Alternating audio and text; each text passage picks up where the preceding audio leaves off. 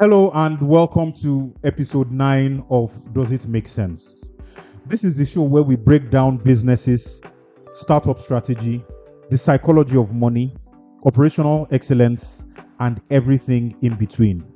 And at the end of every episode, we will answer the one question every entrepreneur, investor, and decision maker eventually has to ask: does it make sense?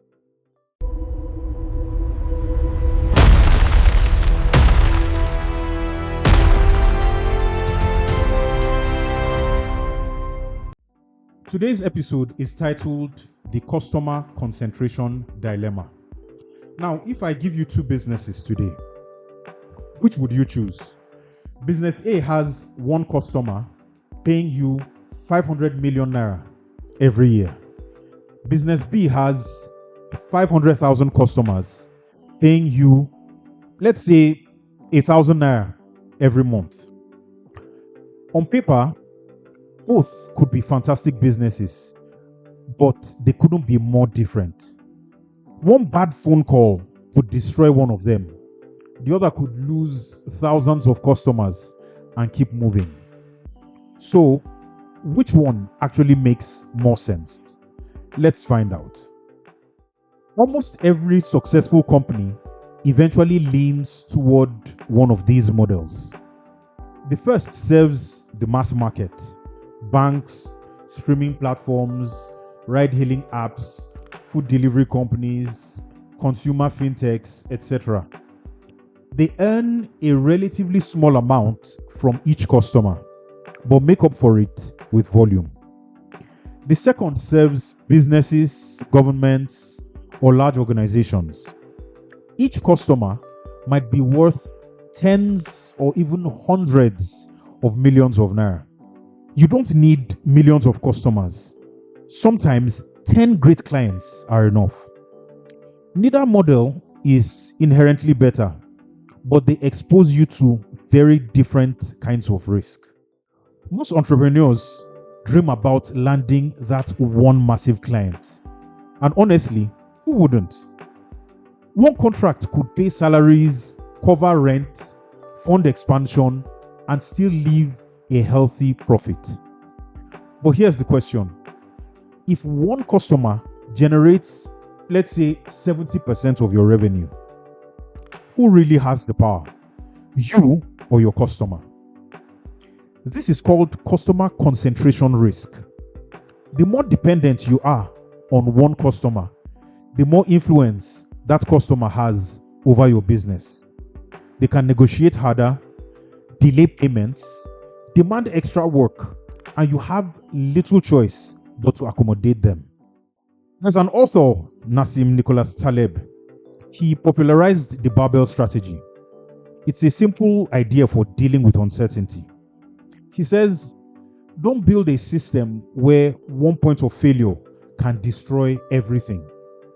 Now, apply that to customers. If losing one client can put your business in serious trouble, your business is fragile. The more your revenue is spread across many customers, the harder it is for your business to break. And investors understand this very well. They don't just ask, how much money does this company make? They also ask, how easily could that money disappear? Now, imagine you're running a fintech with 1 million customers. Tomorrow, 10,000 users leave. Will it hurt? Of course, but the business survives because no single customer has the power to sink it. Mass market businesses don't depend on individuals.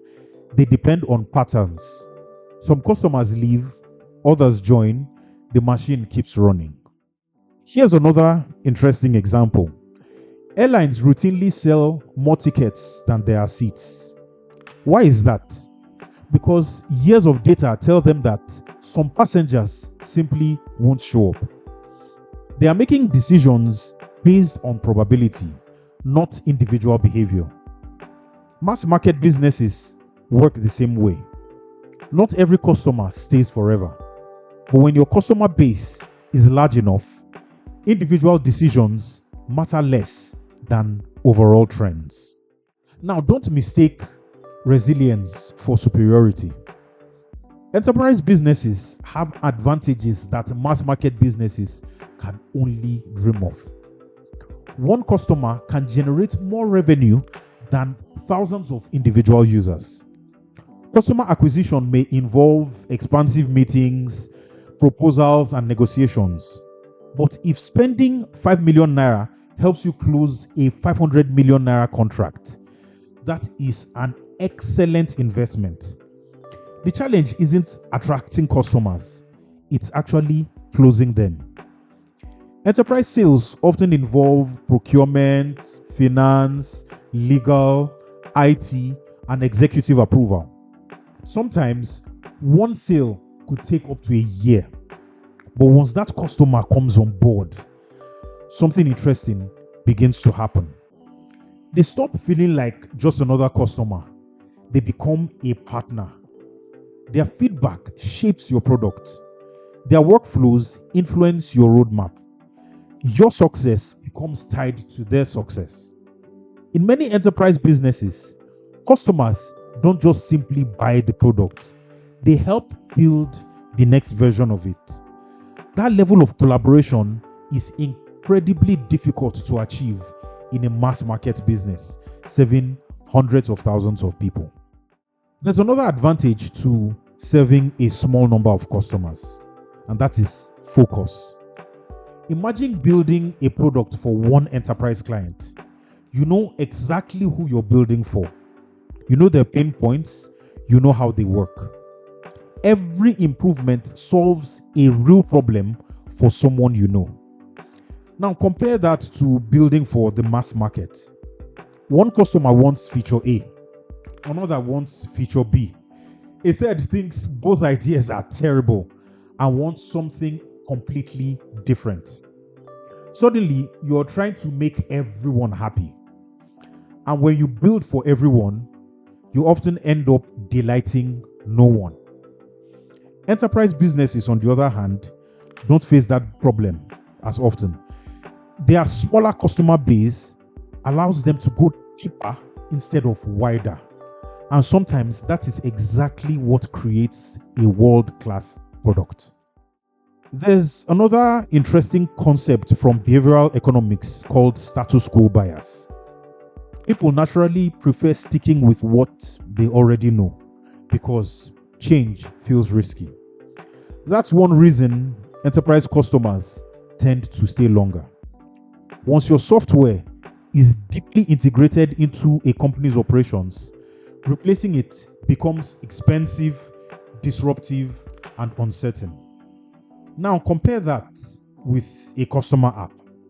Deleting it takes 3 seconds. Mass market businesses usually have to keep earning your attention. Enterprise businesses often keep earning your trust. Now imagine two companies making exactly the same annual revenue. Company A earns everything from 3 customers. Company B earns the same amount from 300,000 customers. Which business would you rather own? Most investors would choose Company B, not because it earns more, but because its revenue is more resilient. Revenue isn't just about how much you make. It's also about how difficult it is to lose. So, which makes more sense? Like most things in business, it depends on what you're trying to optimize. If your priority is generating significant cash quickly, enterprise customers can change your business overnight. One contract could finance growth for years. If your priority is building deep expertise, long-term partnerships, and highly customized solutions, enterprise businesses have another advantage. They allow you to become exceptional at solving a very specific problem for a very specific customer. But if your priority is stability, a broad customer base gives you something incredibly valuable: independence. No single customer has the power to decide your future. And that's why many of the world's biggest companies eventually combine both. Microsoft serves individual customers and multinational corporations. Amazon sells to everyday shoppers, while Amazon Web Services powers businesses around the world. Google serves billions of users while selling enterprise cloud solutions. The biggest companies rarely depend on one type of customer. They diversify. Now, my final thoughts. Maybe the real question was never, should I have one customer or 1 million?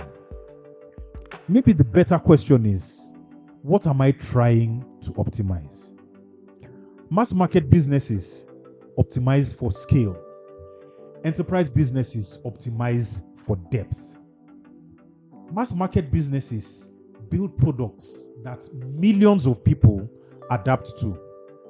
Enterprise businesses often adapt products to fit a handful of customers perfectly. One wins through standardization, the other wins through customization. One spreads its risk across many customers. The other builds relationships that are difficult to replace. Neither model is right, neither model is wrong. Both have created billion-dollar companies.